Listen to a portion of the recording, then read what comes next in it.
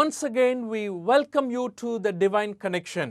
Divine connection यानी अलौकिक संपर्क में एक बार फिर आपका स्वागत है। So once again, I want to thank you for being with us and continue to listen to what God has to say to you today. हमारे साथ फिर जुड़ने के लिए आपका धन्यवाद। परमेश्वर अपने वचन के द्वारा आज आपसे क्या कहते हैं उसे आप निरंतर सुनते जाइए। You know why I say that? God has to speak to you today.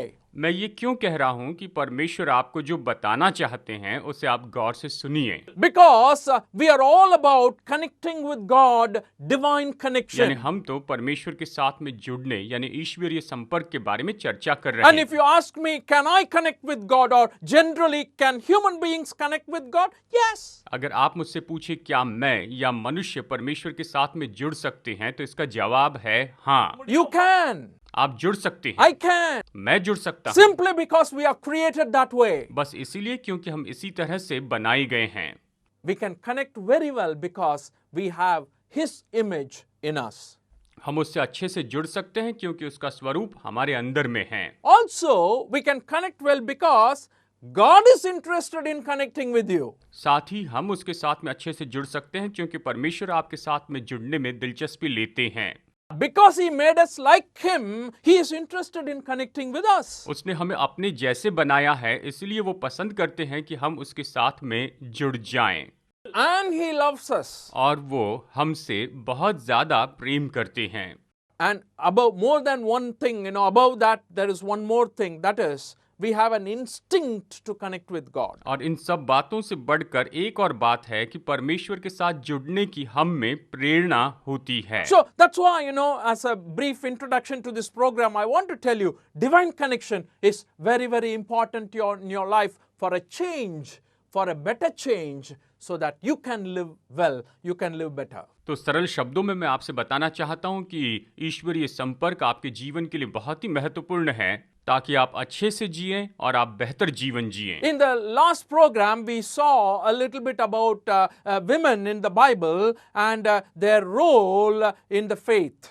पिछले प्रोग्राम में हमने बाइबल की स्त्रियों के बारे में देखा और उनकी भूमिका के बारे में हमने यहाँ पर अध्ययन किया। But before that, we were talking about the cross of Jesus Christ. लेकिन उसके पहले हम यीशु मसीह के क्रूस के बारे में मनन कर रहे थे। Why we were speaking about the cross is because of its importance in our lives. हम क्रूस के बारे में इसलिए चर्चा कर रहे थे क्योंकि वो हमारे जीवन में बहुत ही महत्वपूर्ण है। We saw that cross is the wisdom of God. हमने देखा कि क्रूस तो परमेश्वर की बुद्धि है। It is on the cross when Jesus died, the wisdom of God is revealed. जब क्रूस पर प्रभु यीशु मसीह मरे उस समय परमेश्वर की बुद्धि प्रकट हुई। Because one man died, all have sinned. In the same way, because of one man's righteousness, all have been made righteous if you believe. एक मनुष्य ने पाप किया और पाप सभी मनुष्यों में फैल गया। इसी तरह से एक मनुष्य ने धार्मिकता का काम किया तो वो धार्मिकता सभी मनुष्यों में फैल गई। यानी यीशु के मरने के द्वारा बहुत से लोगों ने जीवन पाया। We also saw that cross is a place where God's power is displayed. हमने ये भी देखा कि क्रूस ऐसी जगह है जहाँ पर परमेश्वर की सामर्थ प्रकट की गई। And we saw one of the greatest power is, when Jesus died on the cross, He draws people to Himself. और एक जो सबसे बड़ी बात हमने देखी वो ये है कि जब यीशु क्रूस पर मरे तो उसने मनुष्यों को अपनी ओर खींच लिया।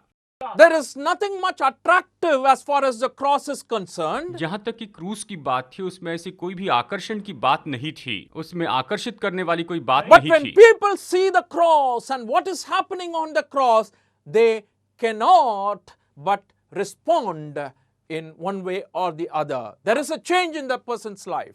जब लोगों ने क्रूस पर जो कुछ भी हुआ उसे देखा तो वो निश्चय ही उसके लिए प्रत्युत्तर देने लगे, उनके जीवन में बदलाव आने लगा। And that's why cross is very, very special. और इसलिए क्रूस बहुत ही विशेष I है। mean, we're not looking at simply as a Christian symbol, but looking at it, with the meaning it provides, it gives to all of us. हम इसे एक मसीही चिन्ह के रूप में नहीं देख रहे हैं, लेकिन उस अर्थ को देख रहे हैं कि ये हमारे लिए क्या क्या प्रयोजन करता है। इस सच्चाई को हम देख रहे हैं। Today, we want to see how the cross redeems anyone who comes to believe in the Lord Jesus Christ. आज हम देखेंगे कि हर कोई जो प्रभु यीशु मसीह पर विश्वास करने के लिए आता है तो क्रूस उसे कैसे छुटकारा प्रदान करता है। You know, the redemption we have. यानी देखिए हमारे पास में जो छुटकारा है, And, I'm sure you are aware of this redeeming thing. मैं आशा करता हूं कि आप छुड़ाने वाले इस शब्द से परिचित हैं। The Bible speaks about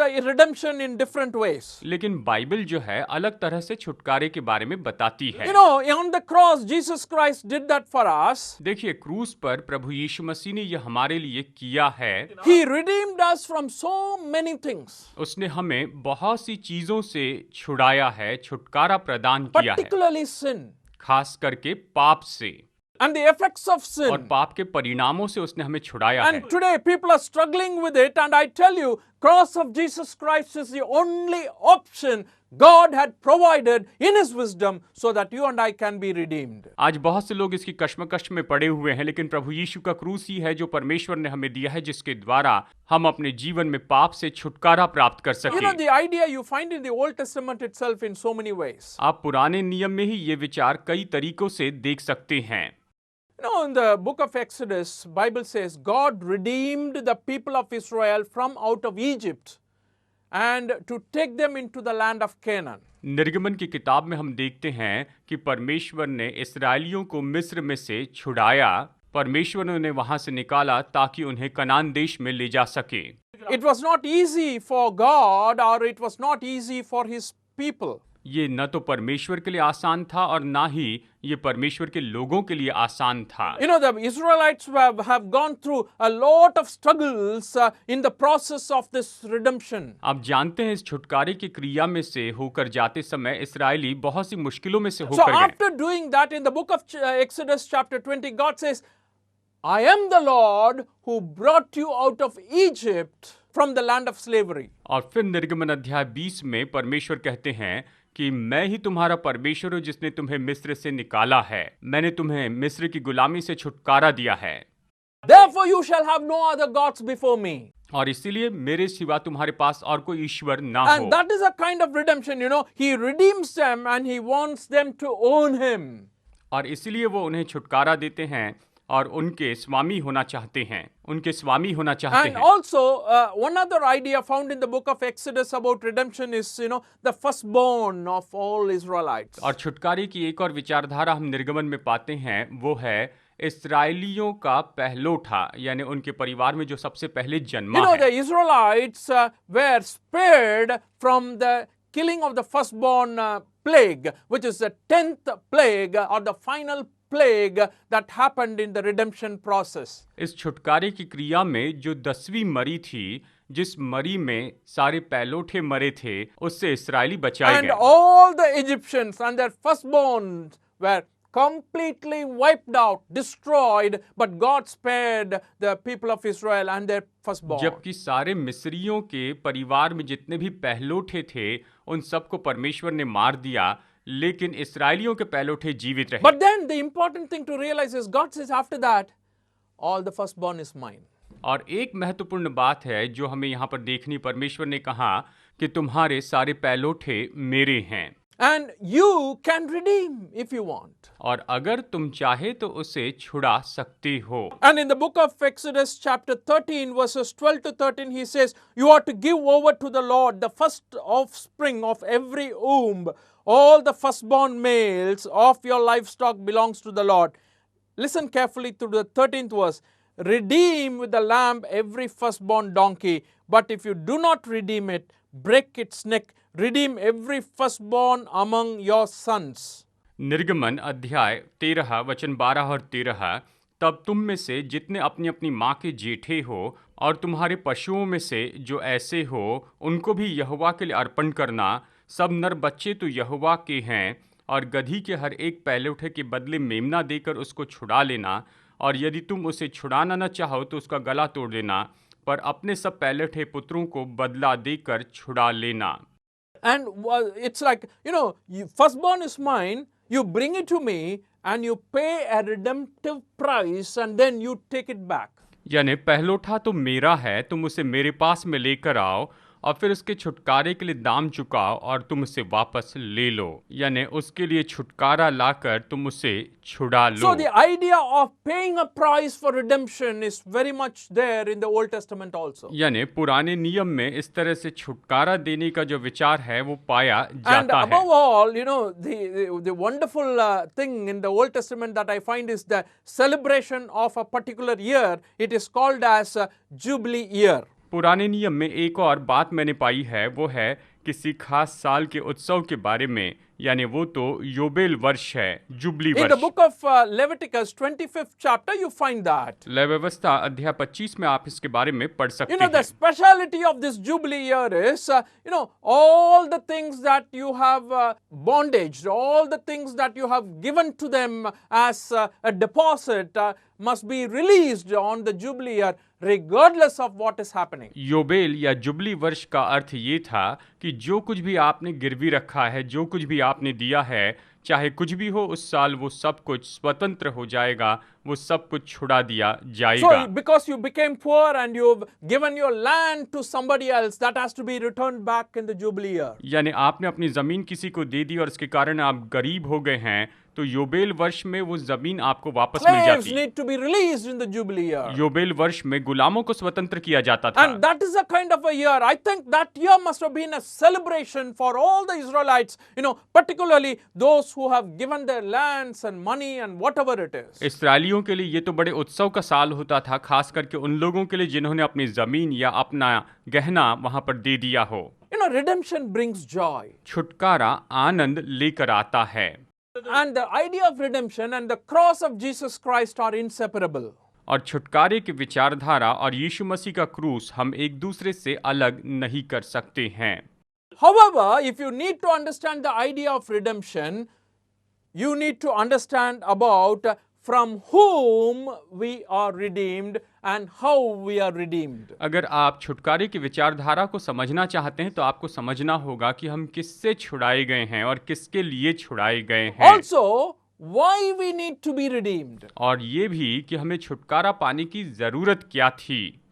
You know, a lot of people don't realize that they need redemption. देखिए, बहुत से लोग इस बात को नहीं समझते हैं कि उन्हें छुटकारे की जरूरत है। Are you someone like that? I don't need God. I don't need any redemption. What you're talking about? Everything is fine in my life. क्या आप ऐसे व्यक्ति हैं जो कहते हैं कि मुझे परमेश्वर की जरूरत नहीं, मुझे छुटकारे की जरूरत नहीं, मेरी जिंदगी में सब कुछ बिल्कुल ठीक है। You know, in the book of John, chapter 8, verse 34, Jesus says, I tell you the truth, everyone who sins is a slave to sin.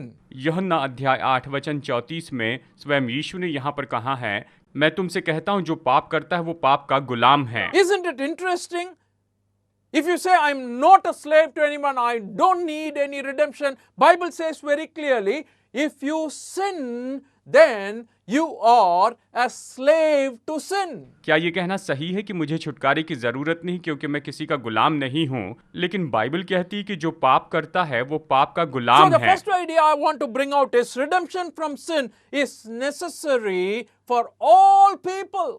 यानी सबसे पहला विचार मैं यहाँ पर बताना चाहता हूँ कि पाप से छुटकारा तो सभी मनुष्यों के लिए बहुत ही जरूरी है, आवश्यक है। He says clearly, if you sin, you are a slave to sin. यहाँ यीशु ने स्पष्ट कहा है, अगर तुम पाप करते हो तो पाप के गुलाम And हो। if you say, I have never sinned, I don't need redemption, then Bible says very clearly, you are a liar. और अगर आप ये कहते हैं कि मैंने कोई पाप नहीं किया, मुझे छुटकारे की जरूरत नहीं, तो बाइबल कहती है कि आप झूठे You know हैं। why? Romans 3:23 very clearly says, for all have sinned and fallen short of the glory of Romeo God. 3:23 स्पष्ट कहता है कि सब ने पाप किया और सब परमेश्वर की महिमा से रहित हैं। And in the 24th verse, we read like this, and are justified freely by His grace through the redemption that came by Christ वचन Jesus. 24, परंतु उसके अनुग्रह से उस छुटकारे के द्वारा जो यीशु मसीह में है, सहित में धर्मी ठहराए जाते हैं। So I want to tell you that you need redemption. I need redemption. The people of the whole world, they need redemption. And that is a fact stated by the Bible, which is fulfilled on the cross of Calvary. तो बात यह है कि आपको और मुझे छुटकारा चाहिए, सारी दुनिया के लोगों को छुटकारा चाहिए।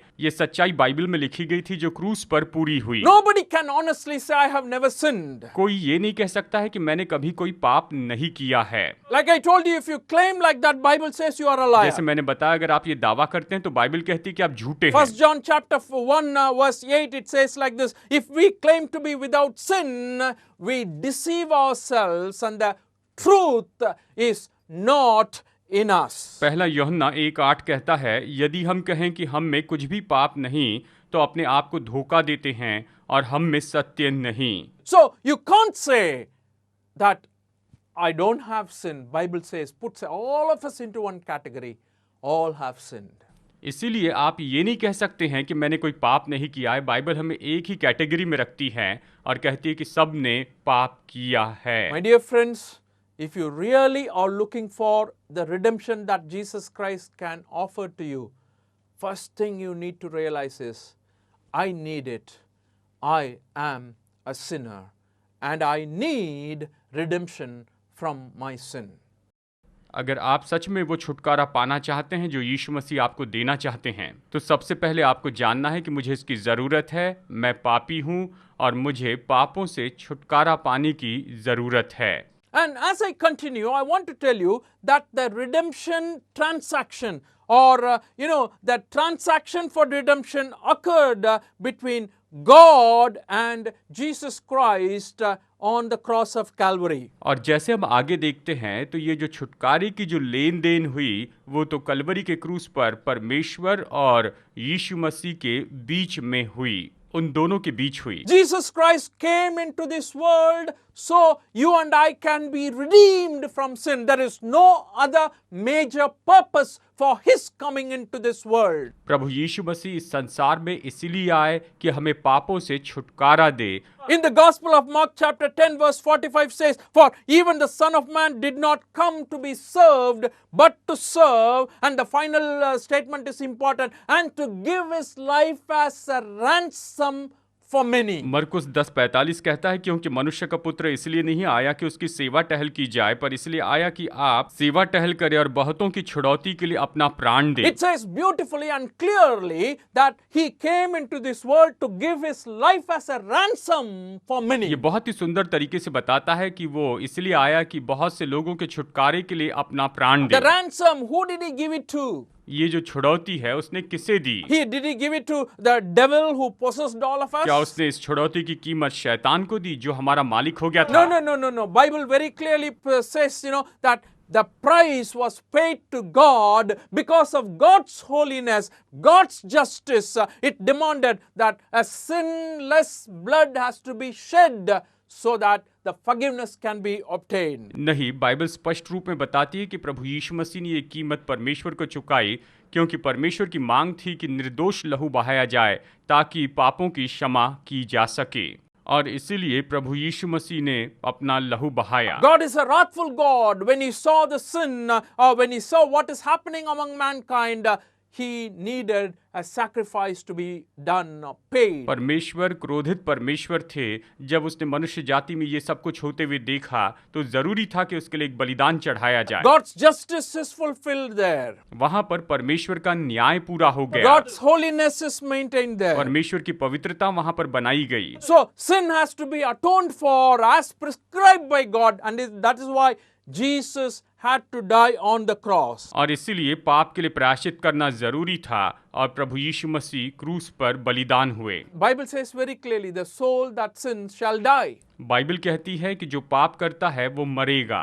And Jesus Christ died on the cross so that all of us who sinned also have died with him. If you believe and accept him as your savior, then you also die with him, and that is the idea we are getting from there. और इसीलिए प्रभु यीशु मसीह जब क्रूस पर मरे तो सभी जिन लोगों ने पाप किया था वो उसके साथ मरे। अगर आप विश्वास करते हैं तो आप भी उसके साथ वहां क्रूस पर मरे। So he redeemed us from the punishment of God. यानी उसने हमें परमेश्वर के दंड से छुटकारा दिया, उसने हमें उससे छुड़ाया। He redeemed us from the wrath of God. उसने हमें परमेश्वर के क्रोध से छुटकारा दिया है। He redeemed us from the curse of God. उसने हमें परमेश्वर के श्राप से छुटकारा दिया। Because he became a curse for us. क्योंकि वो स्वयं हमारे लिए श्राप बन गए। So when you think about the cross and how redemption has happened, I think instead of looking at the cross and crying, you and I need to really celebrate with a thankful heart, praising God, worshiping God, honoring God for what He has done for us. जब आप क्रूस के बारे में सोचते हैं और देखते हैं कि कैसा छुटकारा हुआ, तो मैं सोचता हूं कि रोकर शोक करने के बजाय हमें निश्चय उसका उत्सव मनाना चाहिए। हमें प्रभु को धन्यवाद देना है। I want to read a couple of verses from the New Testament so you can understand this better. हम नए नियम से कुछ वचन पढ़ेंगे ताकि आप इसे अच्छी तरह से समझ सकें। In 1 Peter chapter 1 verses 18 and 19, पहला पत्रस अध्याय 1 वचन 18 और 19 में हम देखते हैं, it says, "For you know that it was not with perishable things such as silver or gold that you were redeemed from the empty way of life handed down to you from your forefathers, but with the precious blood of Christ, a lamb without blemish or defect." पहला पत्रस अध्याय 1 वचन 18, क्योंकि तुम जानते हो कि तुम्हारा निकम्मा चाल चलन जो बाप दादों से चलता आया है, उससे तुम्हारा छुटकारा चांदी सोने अर्थात नाशमान वस्तुओं के द्वारा नहीं हुआ, पर निर्दोष और निष्कलंक मेमने अर्थात मसीह के बहुमूल्य लहू के द्वारा हुआ। So in the redemption he did not use gold or silver or any other thing, and he gave it and he redeemed us. देखिए, छुटकारे के लिए उसने सोना या चांदी ऐसे लेकर नहीं दिया ताकि हमें छुटकारा दे In सके। the cross he shed his precious blood, holy blood, without any defect, without any sin. That was what was offered to redeem you and me on the cross. क्रूस के ऊपर उसने अपना निर्दोष, निष्कलंक, पवित्र ऐसा लहू बहा दिया। उसने यही तो दे दिया जिसके द्वारा हमें छुटकारा मिल सके, And through his blood we have redemption. और उसके लहू के द्वारा हम छुटकारा प्राप्त करते हैं। And finally I want to leave with you this thought. तो अंत में मैं आपको ये विचार बताना चाहता The हूँ। redemption transaction on the cross covers many effects of sins on the humans and also on the nature. क्रूस पर जो छुटकारे की लेन देन हुई, उसने मनुष्य जाति और प्रकृति के लिए बहुत छुटकारा लाया है। केवल मनुष्य के लिए नहीं, लेकिन प्रकृति के लिए भी छुटकारा उसने प्रदान किया है। The effects of sin is not just on human beings. देखिए, पाप के परिणाम तो केवल मनुष्यों के ऊपर नहीं थे। We become worse and worse. देखिए, हम तो बिगड़ते और बिगड़ते चले जा रहे हैं, And we develop the habitual sin, and the habits, it continues to sprout and increase in our lives. हमने आदतन पाप बना ली और ये बढ़ते चले जा रहे हैं। At the same time, you also find from the book of Genesis itself that when God cursed the earth, even the earth was cursed because of sin. आप देखते हैं उत्पत्ति की किताब में कि जब परमेश्वर ने भूमि को श्राप दिया, तो पाप के कारण भूमि भी श्रापित हो In गई the book थी। of Romans, that is what we read in the 8th chapter verses 20 and 21. Romeo की पत्री अध्याय 8 वचन 20 और 21 में हम यही तो पढ़ते It हैं। says, "For the creation was subjected to frustration, not by his own choice, but by the will of the one who subjected it, in hope that the creation itself will be liberated from bondage and brought into glorious freedom of the children of God." क्योंकि सृष्टि अपनी इच्छा से नहीं पर अधीन करने वाले की ओर से व्यर्थता के अधीन इस आशा से की गई कि सृष्टि भी आप ही विनाश के दासत्व से छुटकारा पाकर परमेश्वर की संतानों की महिमा की स्वतंत्रता प्राप्त करेगी। इस तरह से रोमियो अध्याय 8 वचन 20 और 21 बताता है। What has happened is the nature is suffering, also human beings are suffering because of sin. देखिए, क्या हो रहा है कि प्रकृति दुख उठा रही है और पाप के कारण मनुष्य भी दुख उठा And रहे what we हैं। are seeing here is ultimately God's plan is to restore both. और हम यहाँ पर ये देखते हैं कि परमेश्वर की योजना ये है कि दोनों को नया बनाएं। A new heaven and a new earth is going to come. नया आकाश और नई पृथ्वी आने वाली है। And all of us who are suffering because of the sinful nature and the evil, God has redeemed us from all the wickedness. और हम जो पाप में स्वभाव और बुराई के कारण दुख उठा रहे हैं, परमेश्वर ने हमें उन सब से छुड़ा दिया है। In the book of Titus chapter 2 verse 14, that is what it says, "Who gave himself for us to redeem us from all wickedness and to purify for himself a people that are his very own, eager to do what is good." तीतुस अध्याय 2 वचन 14 कहता है, जिसने अपने आप को हमारे लिए दे दिया कि हमें हर प्रकार के अधर्म से छुड़ा ले और शुद्ध करके अपने लिए एक ऐसी जाति बना ले जो भले भले कामों में सरगर्म हो। इस तरह से ये वचन हमें बताता है। I want to just summarize, a few things because of lack of time. I want to tell you that He redeemed us from the darkness. अब यहाँ पर मैं आपको समय की कमी के कारण सारांश में बताना चाहता हूँ कि उसने हमें अंधकार से छुड़ा लिया He है। gave us the forgiveness of sins. उसने हमें पापों की क्षमा प्रदान की है And He also relieved us from the power of death and the fear of death according to Hebrews 2:15. इब्रानियों 2:15 के अनुसार उसने हमें मृत्यु की सामर्थ से और मृत्यु के भय से छुटकारा दिया है। Friends, what I'm trying to tell you is this: you can trust in the cross of Jesus Christ for whatever is enslaving you. मैं आपको यही बताने की कोशिश कर रहा हूं दोस्तों, आप जिस किसी चीज के बंधन में पड़े हैं उससे छुटकारा पाने के लिए प्रभु यीशु के क्रूस पर विश्वास कर सकते हैं। You can come to Him today. Oh Lord, I need help. आज आप उसके पास आकर कह सकते हैं, प्रभु मुझे मदद चाहिए। Oh Lord, I am struggling with this problem. हे प्रभु, मैं इस समस्या से लड़ रहा हूँ। I need your redemptive power to work in मैं me. चाहता हूँ कि आपके छुटकारे की सामर्थ्य मुझ में काम It करे। is not just, definitely He redeems you from sin, yet at the same time, He assists you to overcome any kind of addiction, any kind of slavery that you are going through. केवल इतना ही नहीं, लेकिन वो आपको हर एक तरह की बुरी आदतें, हर एक गुलामी से छुटकारा देंगे जिसमें आप पड़े हुए उससे छुड़ाएंगे। The power of the redemption is what Jesus Christ provides for us on the cross. Kalvari के क्रूस पर प्रभु यीशु मसीह ने हमें छुटकारे की सामर्थ प्रदान की है। And He wants us to stay in that redemption. और वो चाहते हैं कि हम उस छुटकारे में बने रहें। He wants us to be free. वो चाहते हैं कि हम स्वतंत्र बने रहें। In the book of Galatians chapter 5 verse 1, with this I want to conclude.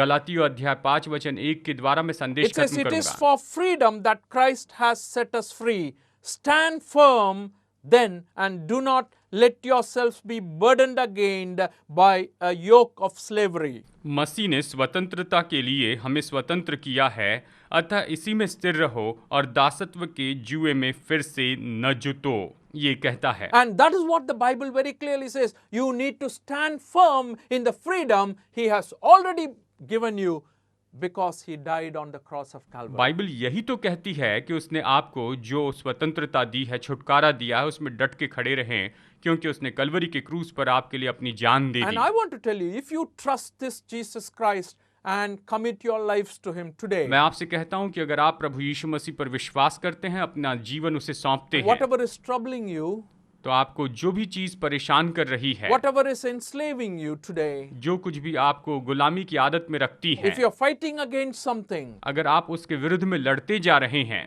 oh, He can help you. उससे छुटकारा प्रदान करने में प्रभु आपकी मदद कर सकते And the हैं। Bible can help you. His word can help और you. बाइबल यानी उसका वचन आपकी मदद कर सकता That's है। why I always encourage, read the Bible. इसलिए मैं हमेशा प्रोत्साहित करता हूं कि आप बाइबल पढ़िए। If you have your Bibles, open it and read, and the Spirit of God will speak to अगर you. आपके पास बाइबल है तो आप इसे खोलिए, इसे पढ़िए, परमेश्वर का आत्मा आपसे बात Jesus करेगा। did not die in vain. यीशु की मृत्यु व्यर्थ नहीं हुई। He died so that you and I can be redeemed from our sins and from all its effects. प्रभु यीशु मसीह इसीलिए क्रूस पर मरे ताकि आप और मैं पाप से और पाप के परिणामों से छुटकारा पाए। May God bless you and your family today. परमेश्वर आज आपको और आपके परिवार को बहुतायत से आशीष दे।